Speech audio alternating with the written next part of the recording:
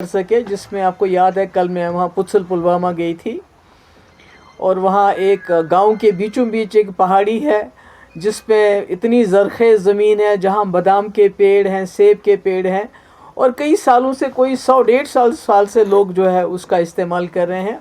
और अब अचानक फ़ैसला हो गया है कि वो सिक्योरिटी फोर्सेस वहाँ अपने कॉम्प्लेक्स बनाना चाहता है। तो मतलब हमारे पास जम्मू कश्मीर के लोगों के पास तो ज़मीन ऑलरेडी बहुत कम है। इसी तरह हमने एक बिल भी लाया था असम्बली में यही सोच के कि जो यहाँ की ज़मीन है जिस पे यहाँ के लोगों का पहला हक है, किसी न किसी तरीके से उसको महफूज किया जाए यहाँ के लोगों के लिए। और आपने सुना आजकल धड़ाधड़ जो हैं डेमोलिशंस हो रही हैं, लोगों के घर गिराए जा रहे हैं, चाहे बड़गाम हो चाहे जम्मू का एरिया हो, ख़ासकर ट्राइबल एरियाज़ में, क्योंकि वहाँ शायद उनकी आवाज़ भी कोई नहीं सुनता है। तो ये मतलब ज़मीन हमारी शिनाख्त है।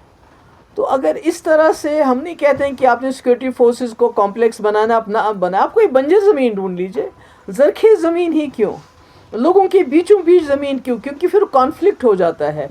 जब सिक्योरिटी फोर्सेस बस्ती के बीच में रहने लगेंगे तो नेचुरली वहाँ कॉन्फ्लिक्ट होगा, लोगों का जो रोज़गार है उस पर आप लात मारेंगे, नेचुरली लोगों के दिल में वो कुछ ज़बान से तो नहीं कहेंगे, डरे हुए हैं, खौफ होगा, मगर अंदर तो गुस्सा होगा। तो मेरी उमर साहब से यही गुजारिश है कि वो इस मसले को देखें और जल्द अज जल्द जो पीडीपी ने बिल लाया है, अगर आपको पीडीपी के बिल से प्रॉब्लम है, क्योंकि जिन लोगों ने 20 साल पहले, हम नहीं कहते उन लोगों की बात जिन्होंने सैकड़ों कनाल ज़मीन जो है सरकार की हथिया ली है, नहीं, हम कहते हैं वो लोग जिन्होंने अपने ऊपर सर के ऊपर छत बनाई है, जो गरीब लोग हैं, जो 5 मरला 10 मरला 15 मरला 20 मरला ज़मीन पे उन्होंने अपना काउशेड अपना घर बनाया और आज जाके सरकार की तरफ से डोज़र जाता है और उन घरों को बिल्कुल गिरा देता है। तो मैं समझती हूँ कि ये ज़्यादती है, ये मुश्किलात हैं। तो इसमें उमर साहब को इंटरवीन करना चाहिए एज ए चीफ मिनिस्टर और इसका इजाला करना चाहिए ताकि लोग बेघर भी ना हो जाएं।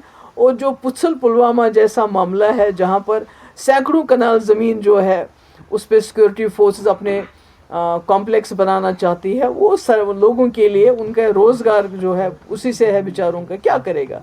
जम्मू कश्मीर के लोग तो ख़त्म हो गए, हमारे पास क्या बचा अब ये छोटी सी ज़मीन है, सेब उगाते हैं, बादाम उगाते हैं, अगर आप वो भी लेके सिक्योरिटी फोर्सेस को देनी, कोई बंजर ज़मीन दे दीजिए।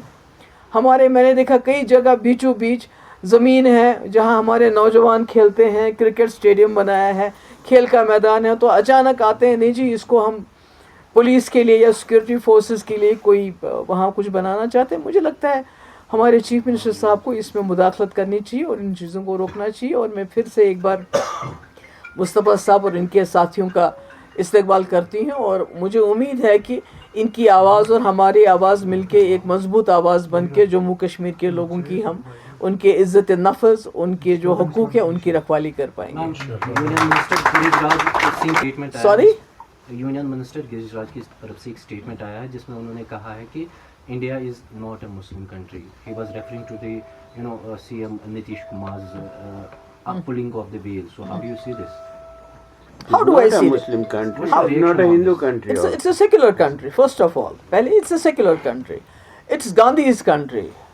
जिसने अपनी ज़िंदगी जो है अपनी जान सेकुलरिज्म के लिए कुर्बान कर दी। दूसरी बात, जो गिरिराज सिंह जैसे जो बीजेपी के लीडर हैं वो यहाँ कौरव राज बनाना चाहते हैं, राम राज नहीं, कौरव राज, जिसमें कौरवों ने द्रौपदी का बड़ी महफिल में कपड़े उतारे थे।